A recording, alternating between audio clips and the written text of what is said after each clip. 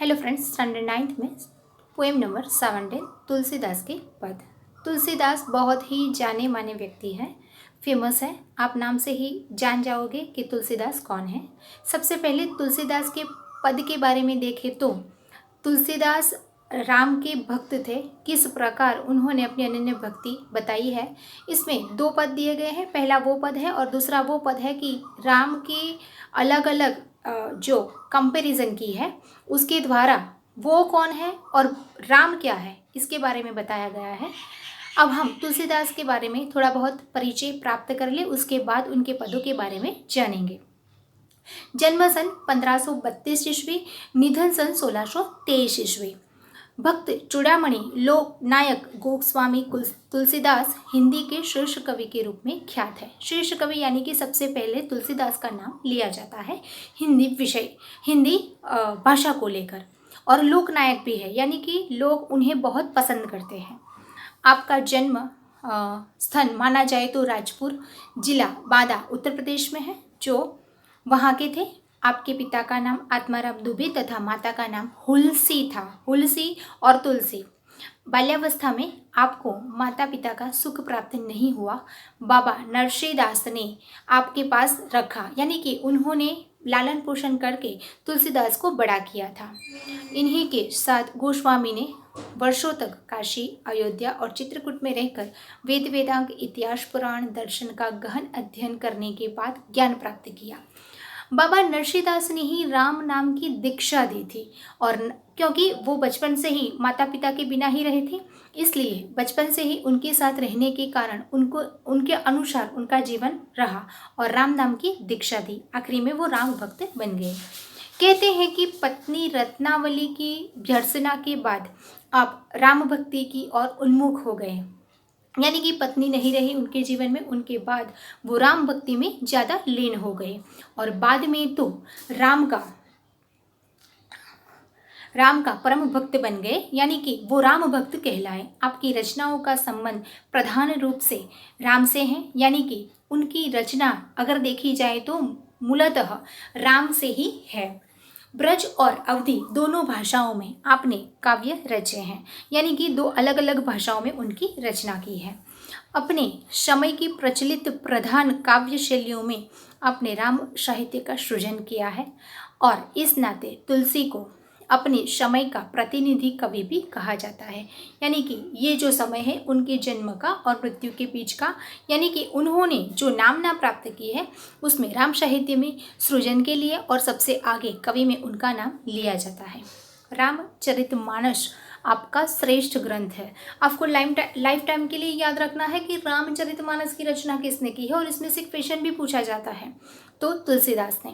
भारत की रचना में राम को ईश्वर रूप में जो मान्यता प्राप्त है उनका श्रेय तुलसीदास को ही जाता है, यानी कि भारत की जनता, जो भारत के लोग हैं, भारतीय लोग हैं, राम को ईश्वर का रूप मान्यता प्राप्त कब मिली, उसका श्रेय तुलसीदास को जाता है, क्योंकि रामचरितमानस के अंदर उन्होंने राम के बारे में बहुत अच्छी अच्छी बातें लिखी है। रामचरितमानस को धर्मग्रंथ भी माना जाता है। रामचरितमानस, विनय पत्रिका, कवितावली, गीतावली, दोहावली, श्री कृष्ण गीतावली, बरवे रामायण, जानकी मंगल, पार्वती मंगल, रामाज्ञा प्रश्नावली, रामलला नहचो तथा वैराग्य संदीपिनी आपकी उल्लेखनीय कृतियाँ हैं। ये सारी कृतियाँ, इसमें से मूलतः राम की बात आपको मिलेगी। आज के पदों के बारे में देखा जाए तो उन्होंने अहम तथा घमंड जीवन में उत्पन्न होने वाले अनेकानेक समस्याओं का कारण हुआ करता है। यदि व्यक्ति अपने अहम का नाश कर विनय को धारण कर सके तो वह जीवन में अनेक संकटों से बच सकता है, यानी कि हमें जीवन में हमेशा से हमारा व्यवहार ऐसा रखना चाहिए जो ईगो वाला ना होना चाहिए, अहम या घमंड वाला नहीं होना चाहिए, क्योंकि हमारे जीवन में अहम या ईगो आने से बहुत सारी समस्याओं का कारण बन सकता है, बहुत सारे प्रॉब्लम बढ़ सकते हैं।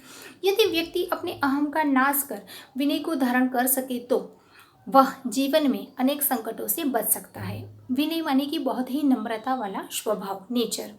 इन पदों में तुलसीदास ने अपने आराध्य देव राम के प्रति अपनी विनय भावना का प्रदर्शन करते हुए आराध्य को छोड़कर अन्यत्र न जाने का निश्चय किया है। यानी कि कहते हैं कि हमारे आराध्य देव, सबके आराध्य देव अलग अलग होते हैं। हर घर में, हर समाज में देखा जाए तो अलग अलग देव की पूजा की जाती है, लेकिन यहाँ यह आराध्य देव तुलसीदास के सिर्फ राम हैं और उनके प्रति जो विनय भक्ति का प्रदर्शन करते हुए आराध्य भाव को छोड़कर अन्यत्र यानी दूसरी जगह पर न जाने का निश्चय व्यक्त किया है। एक भक्त की यह विनय भावना यदि आज के व्यक्ति अपने जीवन में उतार सके तो संघर्षों की धूप में से झुलसते हुए संसार के प्राणों को एक नई चेतना मिल जाएगी। यानी कि उनका संदेश है कि हर एक भक्त विनय भावना से, हर एक व्यक्ति, आज का व्यक्ति जो जीवन में उतार सके, अपने जीवन में ये बोध ले सके, तो उसको जो संघर्ष करना पड़ता है, उसके जीवन में बहुत सारे जो प्रॉब्लम खड़े होते हैं वो उसके जीवन में से बहुत कम हो जाएगी और एक नई चेतना मिलेगी, यानी कि जीने की एक नई राह मिलेगी। यही तुलसीदास का संदेश है। आओ पद के बारे में देखें कि वो क्या कहना चाहते हैं। जाऊ कहाँ तजी चरण तुम्हारे, काको नाम पतित पावन जग, के ही अति दिन प्यारे। कौन देव बराई वीर दहित हठी हठी अधम उधारे। खग मृग व्याध शशाप विशत जड़ जवन कवन शुर तारे। देव दनुज मुनि नाग मनुज सब माया विवश विचारे। तिनके हाथ दास तुलसी प्रभु कहाँ अपनपो हारे। सबसे पहले तो हम अर्थ को समझ ले। तीसरी लाइन में खग मृग व्याध पशान वितट जड़ जवन कवन, ये सारे व्यक्ति को सिर्फ राम के द्वारा ही मुक्ति मिली थी। खग जो एक जटायु है, रामायण का एक प्रसिद्ध गिद्ध है, जो अगर आपने पूरी रामायण देखी है तो उस गिद्ध को मुक्ति देने वाले कौन थे? श्री राम थे। मृग तो एक माचिस है, जो मारीच है, जो एक राक्षस है, जो राक्षस रावण का अनुचर था। व्याध वो भी एक बहुत ही फेमस व्यक्ति है, जो वाल्मीकि ऋषि, उनको पहले व्याध कहते थे। वाल्मीकि ऋषि की स्टोरी आपको मालूम होगी कि जो पहले लुटारा यानी कि बहुत ही लोगों को लूट कर धन इकट्ठा करता था अपने परिवार को चलाने के लिए, लेकिन जब उनको एक ऋषि मिल जाता है, उनको ऋषि मिलने के बाद एक संदेश देते हैं कि तुम ये सब क्यों कर रहे हो। तो व्याध ने बताया कि मैं अपने परिवार के लिए कर रहा हूँ। तो उन्होंने पूछा कि अगर तुम्हारे परिवार के इतना सारा भोग दे रहे हो, इतने सारे पाप अपने सिर पर चढ़ा रहे हो, तो घर जाकर पूछो कि अगर मुझे इसकी सज़ा मिली तो क्या उसकी सज़ा में वो हिस्सा लेंगे। तो घर वालों ने ना बोल दिया। इसलिए उस समय से उन्होंने वो राह छोड़ दी और एक वाल्मीकि ऋषि बन गए, वही व्याध है। पशान जो एक अहल्या है, महर्षि गौतम की पत्नी, जो पत्थर बन गई थी और पत्थर को छूने से राम के पैर छूने से वो उनका जो पत्थर का शरीर था, निर्जीव शरीर था, वो सजीव हो गया। विटप जो यमलार्जुन है, जो दो वृक्ष है, जो यशोदा की छूने से दो वृक्ष कुछ पूरे अपने शरीर में वापस जुड़ जाते हैं। जवन और कवन जो एक यवन माना जाता है, एक मुसलमान जो सूकर आघात से मरते मरते हराम शब्द कहता है, लेकिन अनजाने में उनके मुंह से राम शब्द का उच्चारण हो जाता है और उसको मुक्ति मिल जाती है। ये सारे उदाहरण राम के दिए गए हैं कि राम के द्वारा उनको मुक्ति मिली है। आओ चले हम पहले से पद के अर्थ को समझें। जाओ कहाँ तजी चरण तुम्हारे। तुलसीदास जी कहते हैं राम को कि मैं तुम्हारे चरण छोड़कर, तजी मानी छोड़कर, चरण मानी पैर को छोड़कर कहाँ जाऊं। काको नाम पतित पावन जग, अर्थात कि हे प्रभु, मैं आपको चरण के छोड़कर कहाँ नहीं जा सकता। और संसार में पतित पावन नाम किसका है? तो प्रश्न किया है पतित पावन नाम किसका है, तो हमारा आंसर है सिर्फ राम। और संसार में पतित पावन नाम राम का है, तो राम ही हमारा उद्धार करेंगे। के ही अति दिन प्यारे, दिन माने गरीब ही प्रिय है, दिन दुखी लोग ही सिवाय आपको किसे प्रिय है, यानी भगवान को गरीब लोग प्रिय है। किसी आम आदमी को गरीब लोग अच्छे नहीं लगते। वो क्या कभी उसको अपने पास बिठाकर खाना खिलाते हैं, अपने घर में रखते हैं? नहीं, सिर्फ वो भगवान को प्यारे होते हैं। कौने देव बराई बीर दहित हठी हठी अधम उधारे। कौन देव बराई यानी कि कौन से देव हैं जो अन्य देव जो हट करके अपने दुष्टों का उद्धार करते हैं और बड़प्पन पाया है, यानी कि हमेशा दूसरों का दुख समझकर दुख को दूर करने वाले और उस दुख में से उगारने वाले कौन है? तो सिर्फ राम है। खग, मृग, व्याध, पाषाण, विटप, जड़, जवन, कवन, शुर तारे, ये सारे लोगों का जीवन तुम यानी कि राम, श्री राम भगवान ने तारा है। देव, दनुज, मुनि, नाग, मनुज सब माया विवश विचारे, यानी कि जो माया विवश देव है, दनुज है, मुनि है, नाग है, मनुज मानी मनुष्य है, ये सारे कौन है? ये सारे जड़ है, जो देवता है, देव मानी, दनुज मानी राक्षस है, मुनि नाग जो आप समझते हो, और नाग का अर्थ यहाँ नाग ही नहीं है, हाथी है, और मनुज मानी मनुष्य, कि ये सब ने वशीभूत पाए हैं, वशीभूत हुए हैं। और तिनके हाथ दास तुलसी प्रभु कहाँ अपन को हारे, यानी कि सोचते विचारते रहते हैं उसी के बारे में। कौन? तो सिर्फ राम के बारे में। देवताओं, राक्षस, मुनि, हाथी और मनुष्य, ये सारे लोग सिर्फ माया से बेबस होकर सिर्फ राम के बारे में सोचते हैं। और तुलसीदास जी अंत में कहते हैं कि हे प्रभु, इनसे अपनापन जोड़ने से कोई लाभ नहीं है, यानी कि इन सारे लोगों के साथ अगर आप अपनापन जोड़ सकते हो तो उसमें से क्या लाभ है, ये प्रश्न तुलसीदास जी ने राम को किया है। यानी कि ये पूरा पद आपको अपनी नोटबुक में लिखना है, जिसका अर्थ इस प्रकार यहाँ दिया गया है कि भक्त तुलसीदास भगवान राम से कहते हैं कि हे प्रभु, मैं आपके चरणों को छोड़कर और कहाँ जाऊँ? संसार में पतित पावन नाम और किसका है? दिन दुखी लोग आपके सिवाय और किसे प्रिय है? आपके सिवा अन्य देव ने हट करके दुष्टों का उद्धार किया और बड़प्पन पाया है। जो प्रश्न किया है कि हाँ, बड़प्पन पाना चाहते थे, लेकिन पक्षी, मृग, व्याध, पाषाण यानी कि पत्थर, जड़, वृक्ष, यवन को किस देवता ने तारा है? तो इसका प्रश्न का उत्तर है राम। देवता, राक्षस, मुनि, नाग यानी हाथी, मनुष्य, ये सब माया से वशीभूत है और उसी के बारे में सोचते विचारते हैं। तुलसीदास जी कहते हैं कि हे प्रभु, इनसे अपना पन जोड़ने से कोई लाभ नहीं है। आपको ये पूरा पद समझ में आ गया होगा और आपको ये नोटबुक में अवश्य लिखना है। दूसरा पद है, तू दयालु दिन हो, तू दानी हो भिखारी, हो प्रसिद्ध पातकी, तू पाप पुंजहारी। नाथ, तू अनाथ को अनाथ कौन मोसो, मोह समान आरत नहीं, आरती हर तोषो। ब्रह्म तू हो जीव, तू ठाकुर हो चेरो, तात मात गुरु सखा, तू सब विधि ही तू मेरो। तो ही मोही नाते अनेक मानिए जो भावे, जो त्यों तुलसीदास कृपालु चरण शरण पावे।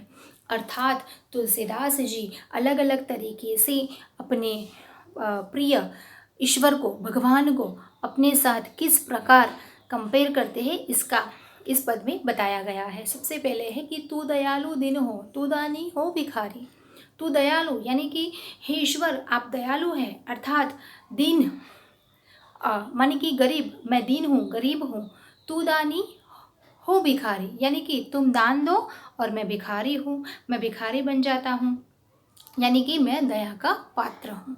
हो प्रसिद्ध पादकी, तू पाप पुंजहारी, पाप पुंजहारी यानी कि पापों को हरने वाला। यदि मैं प्रसिद्ध पापी हूँ तो आप, मैं प्रसिद्ध पापी यानी तुलसीदास कहते हैं अपने आप को कि मैं प्रसिद्ध पापी हूँ, लेकिन आप उस सारे पापों के समूह को नष्ट करने वाले बहुत बड़े ईश्वर है, भगवान है, पाप पुंजहारी है, पापों को हरने वाला। तो पाप पुंजहारी शब्द समूह के लिए एक शब्द यहाँ पूछा जा सकता है। नाथ, तू अनाथ को अनाथ कौन मोसो। नाथ, अनाथ, आप अनाथों के नाथ है, जिसका कोई नहीं है। ईश्वर आप, भगवान श्री राम आप उसके हैं, और मुझ जैसा कोई अनाथ नहीं है, यानी कि संसार में देखा जाए तो मेरा कोई नहीं है सिवाय आपके। मैं अनाथ हूँ और आप मेरे नाथ हैं। मुँह समान आरत नहीं, आरती हर तोषो, यानी आरत मानी दुखी, मेरे जैसा कोई दुखी नहीं है, और जो दुखी है उसका पाप भी आप हरने वाले हैं, दुख को दूर करने वाले हैं। ब्रह्म तू हो जीव, तू ठाकुर हो चेरो, यानी कि आप ब्रह्म हैं, मैं क्या हूँ? मैं जीव हूँ, आत्मा हूँ, तुम ठाकुर हो, चेरो माने कि मैं आपका सेवक हूँ, तुम ठाकुर हो, मैं आपका सेवक हूँ। तात मात गुरु सखा तू सब विधि हेतु मेरो, यानी कि आप अलग अलग प्रकार से भगवान को किस प्रकार अलग अलग उपमाएं दी है। तात मात यानी माता पिता, गुरु सखा, ये सारे संबंध जो है, जो तुलसीदास ने जोड़ दिए हैं, जो हर तरह से सब तरह से वो मेरे हितैषी है, यानी मेरी चिंता करने वाले हैं, मेरे हितकारी हैं। लेकिन तू ही मोही नाते अनेक मानिए जो भावे, आप और मेरे बीच का जो संबंध है, जो रिश्ता है, अनेक प्रकार का है। और रिश्ता जो आपको पसंद हो वह मेरे साथ वो आप जोड़ सकते हैं। माता पिता का जोड़ सकते हो तो मैं आपका पुत्र हूँ, गुरु के साथ जोड़ सकते हो तो मैं आपका शिष्य हूँ, अगर सखा मानते हो तो मैं आपका सखा हूँ। अंत में तुलसीदास जी कहते हैं कि ज्यों त्यों तुलसी कृपालु चरण शरण पावे, अर्थात तुलसीदास जी कहते हैं कि हे कृपालु, हे राम, हे श्री राम, मैं तो किसी तरह आपके चरणों की शरण पाना चाहता हूँ। चरण शरण, शरण मानी आपके चरणों में रहना, पावे मानी पाना चाहता हूँ। इस प्रकार हमें दो पदों की समझ प्राप्त कर ली और दूसरे पद का अर्थ इस प्रकार आप देख सकते हैं कि हे प्रभु, आप दयालु हैं तो मैं दीन हूँ, अर्थात दया का पात्र हूँ। आप दानी हैं तो मैं भिखारी हूँ। यदि मैं प्रसिद्ध हूँ तो मैं आप जैसे पापों के समूह को नष्ट करने वाला दूसरा कोई नहीं है, सिर्फ श्री राम है। आप अनाथों के नाथ हैं तो मुझ जैसा कोई अनाथ नहीं है, मेरे जैसा कोई दुखी नहीं है और आप जैसा कोई दुख दूर करने वाला नहीं है। हे प्रभु, आप ब्रह्म हैं तो मैं जीव हूँ, आप स्वामी हैं तो मैं आपका सेवक हूँ, दास हूँ। तो आप मेरे माता पिता, गुरु, मित्र और सब तरह से मेरे हितैषी हैं और आप मेरे बीच अनेक रिश्ते हैं, इनमें से जो रिश्ता आपको पसंद हो वह मुझसे आप जोड़ सकते हैं। तुलसीदास जी कहते हैं कि हे कृपालु, मैं तो किसी तरह आपके चरणों की शरण पाना चाहता हूँ। आपको दोनों पद और उनके अर्थ आपकी नोटबुक में लिखना है। Okay, thank you.